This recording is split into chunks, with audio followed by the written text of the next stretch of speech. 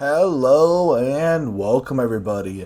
My name is Elite and today we're going to be playing Imperator Rome and we will be playing as the Seleucid Empire in my ultimate Seleucid Empire guide. In my opinion, the Seleucid Empire is probably the funnest one. However, they are really close to the Antiochid Kingdom in terms of fun. I'm not really the biggest fan of Egypt, and it seems like Thrace has a lot of bugs. Macedon is alright, but do you really want to be the guy who killed Alexander's family? Yeah, no, I don't think so. Step 1 here, guys, is to make sure you do not give in to the Muria Empire, because you need your land in the east, and you also need to get rid of one of your subject states, since you need their land to actually complete a mission. However, having them as a subject is not good enough. You have to wait until you get an event for them to flip over to a normal subject type, since they start as a tributary.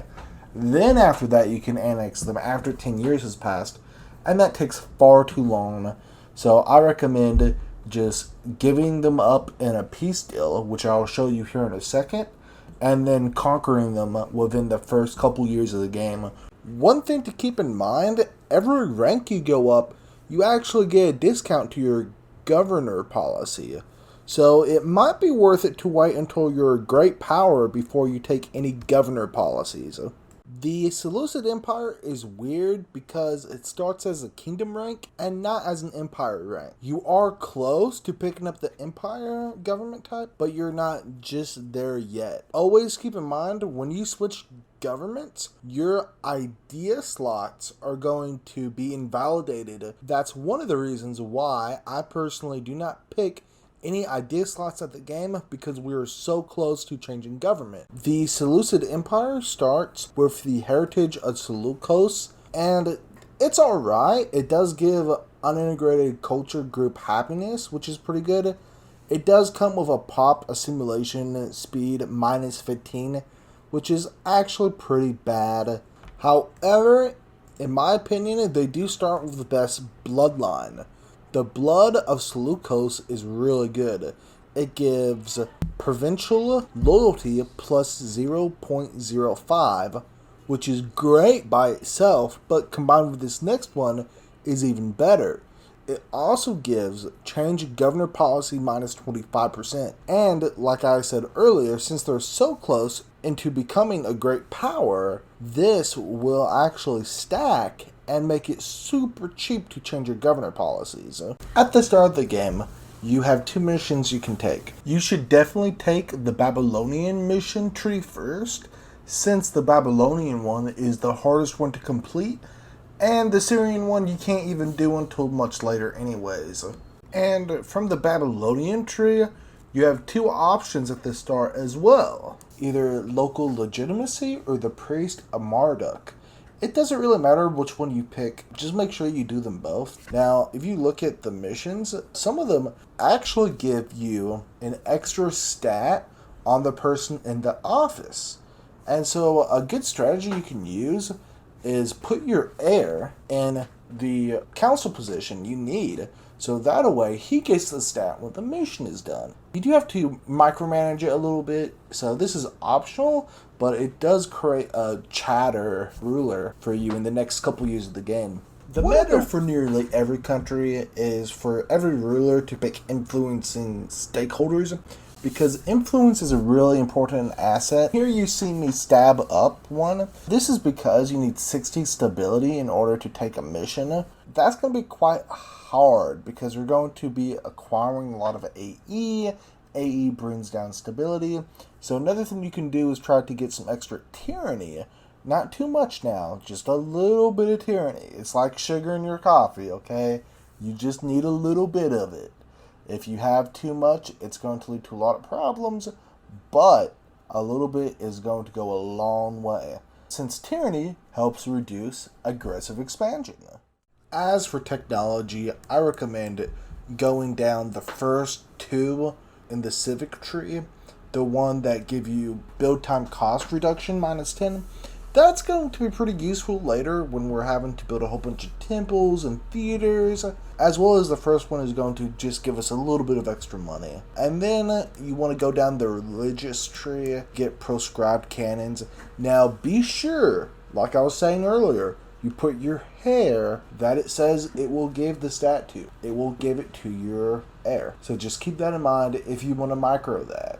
But even though we're not going to be using the religious conversion policies right now until we get 60 stab, as soon as we get 60 stab, we're going to get the law and we're going to change out our deities slightly. And that's because we want to convert all of Iran and Mesopotamia to Hellenic and solidify a Hellenic empire.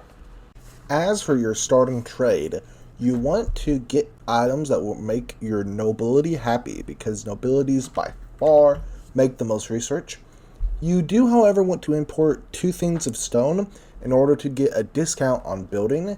Later on in the game, you will switch that for vegetables whenever you need to move slaves around. Other things that are really good are things that give you additional income. I'm quite honestly surprised that no one else has even mentioned how to lose the war in a better way, because what you'll see here will probably amaze you. I'll just let you watch.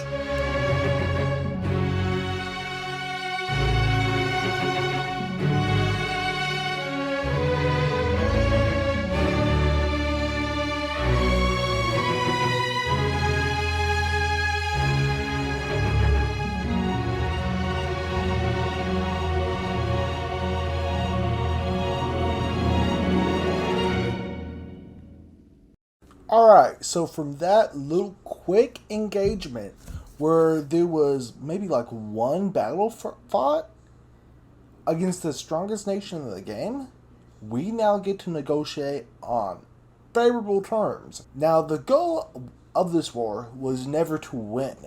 It was simply just to keep most of our empire intact.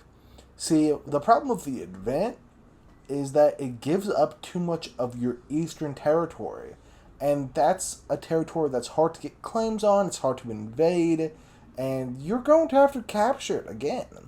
It's not like, some territory that you can afford to lose. So, what we will piece out here, you'll see, is we'll piece out the nation that we need to release anyways in order to progress our mission, so we can conquer them, and 2, the Babylonian island, and then 3, that small little Indian kingdom. It's unfortunate that we have to deal away with that, but we will get more political influence because at the start of the game we start with too many subjects anyways. And from here, we want to improve relations with the subjects that we have left, and we eventually want to integrate them as soon as possible. Now, one key part of the game is making sure you have good research. At the moment, we only have a couple cities of good Macedonian Hellenics, and in those settlements, you want to build academies to get more nobles. More nobles means more research, and research is the meta.